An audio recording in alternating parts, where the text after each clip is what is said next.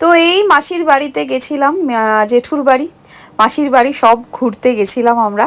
তো ছাদ টাদ ঘুরে তো নিচে নেমে এসেছি একটু কফি খাওয়ার জন্য। এত ভালো লাগছে, বহু বছর পর গেলাম। ভাবছিলাম একটু থেকে গেলে ভালো হয়, কিন্তু হাতে একদমই সময় ছিল না। সেইটুকু সময়টা কুড়িয়ে কাচিয়ে একদম এনজয় করে নিয়েছি। পরে একদিন যাব, গিয়ে থাকবো। তো এই ব্যস্ত জীবনে সেইটাই আর হয় না। তো যাই হোক, চা নিয়ে আমরা একটু ব্যালকনিতে গেলাম। ব্যালকনি মানে যেখানে যতটুকু স্বাদ নেওয়ার যায় নিয়ে নিয়েছি, ব্যালকনির উপভোগ করে নিয়েছি, বসে একটু গল্পও করে নিয়েছি, যাতে বাড়ি গিয়ে আর আফসোস না হয়। তো যাই হোক, চা টা খেয়ে নিচে চলে গেছি। জেঠিমা জেঠু সবার সাথে একটু গল্প করছিলাম। আর গল্প করতে করতে খাওয়া দাওয়াও প্রচুর হয়েছে, মানে কোনটা ছেড়ে কোনটা খাবো, আর কার বাড়ির খাবো কার বাড়িরটা খাবো না, এরকম অবস্থা।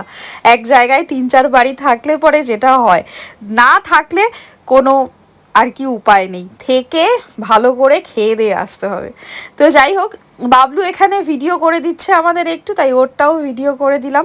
তো জেঠুর বাড়ি থেকে বেরিয়ে যাব এবার মামার সাথে দেখা করতে, মামার বাড়িতে। এই হচ্ছে মামা, মামার বাড়ি, মাসির বাড়ি, জেঠুর বাড়ি সব এখানে। আর সবার বাড়ি খেয়ে খেয়ে অবস্থা খারাপ। তো এখন বাড়ি চলে যাচ্ছি সবার সাথে দেখা করে, সময় কুলাইনি সবার সাথে ভালো করে দেখা করার জন্য। পরে একদিন ভালো করে আসবো। তুমি একটু হাত নিয়ে দাও।